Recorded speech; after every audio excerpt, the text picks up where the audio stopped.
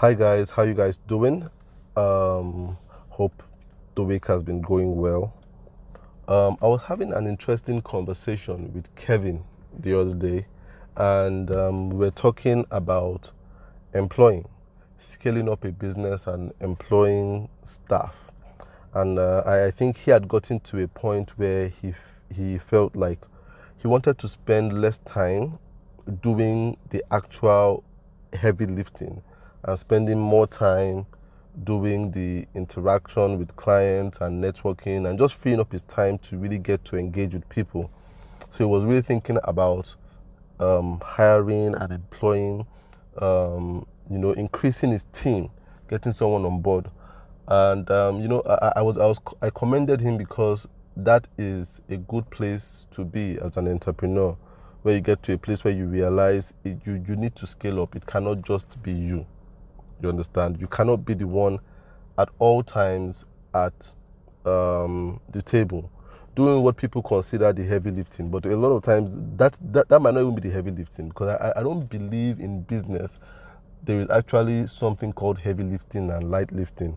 I think they're just descriptions of jobs whereby you might not be in a good position to be working on the technical stuff, and you want to be working more on the social stuff in your business. Focus more on talking to people, propagating your values, you understand, keeping in touch with clients and following up on projects, than actually, because the more time you spend actually doing, like for example, the design work, that means your head is buried in the system, and then you cannot keep your head up to be looking at scanning for clients and potential clients and stuff like that.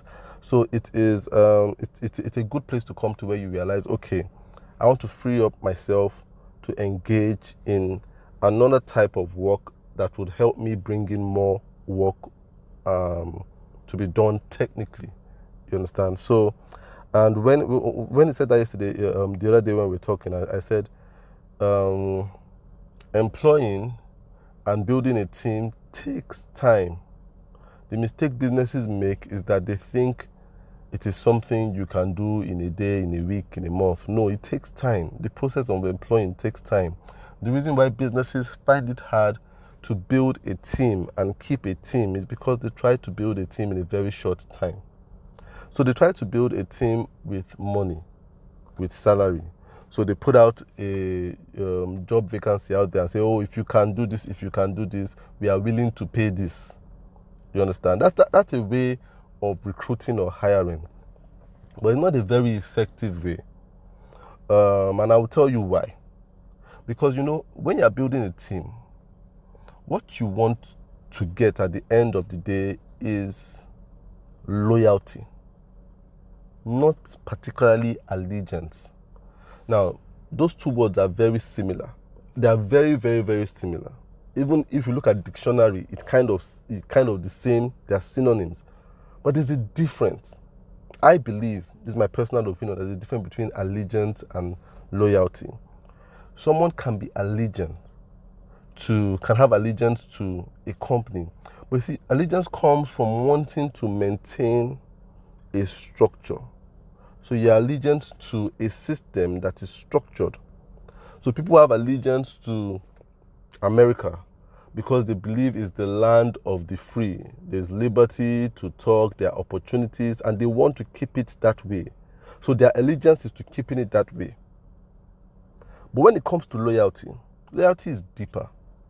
Loyalty means come rain, come shine, I am with you. Allegiance is I am for you. But loyalty is I am with you, right by your side. You can be for somebody and be sitting in your house, like right now. I can be for Manchester United, and I'm sitting in my house on the couch in AC, and they are sweating it out on the pitch. But if I am with them, I am playing with them, I'm sweating with them, I'm suffering defeat with them, there's a difference. So I can be allegiant to Manchester United in the convenience of my home. But if I'm with them through hard times and through good times. And that's what you want in a company when you're building a team. But money doesn't give you loyalty. money can give you allegiance. People can be for you if you give them money and pay them well. Good work environment. But people will be with you if you give them one thing, which is over money, which is mentoring. Mentoring is very important in building a team. And that's why it takes time to build a team, because it takes time to mentor. It is better to hire and collaborate and build a team with people you are mentoring rather than to build a team with people you are paying. Now, doesn't mean that if you are building a team with people you are mentoring, you are not paying them, you are paying them. But why they are with you is because you are mentoring them. So you see, when you mentor somebody, you do not have to exert authority. What they do is that they already admire you. They look up to you. They respect you. So you become an authority by default. But with money, you see, you become an authority when you pay because you have higher financial status than they do. And that's why you realize, you see, one interesting thing, I've been an architect and I worked on construction sites. You see, laborers, they are very funny people. When you pay them, they have their full allegiance. But try owing them at the end of the day, let them finish working and say, oh, I'm sorry, your wage is not complete for today. Those people that used to say, sir, ma, I've been on a site before that they've beaten up the person in charge of the site. You understand? The site manager.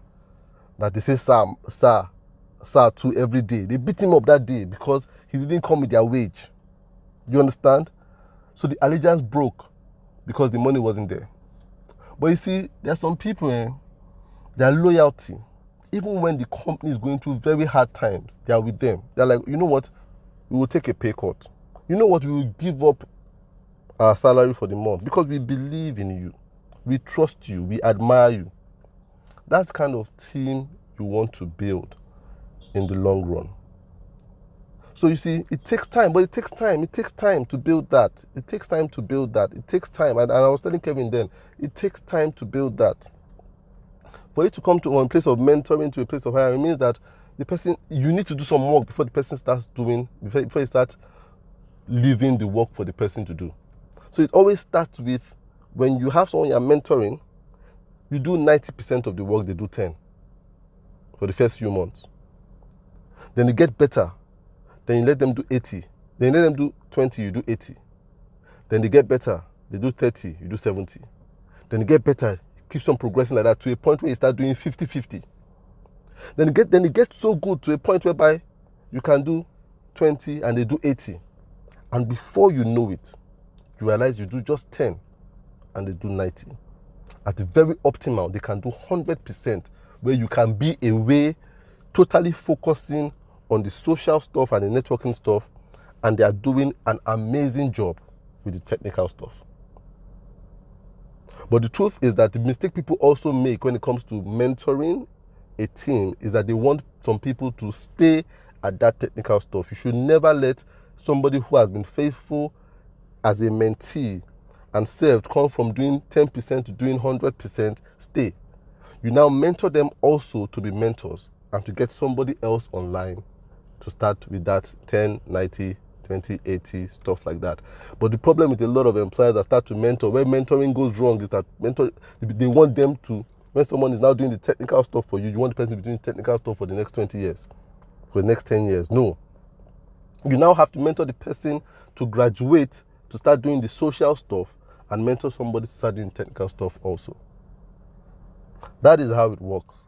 That is how you build a team. And I want you guys to think about that today and have an awesome day.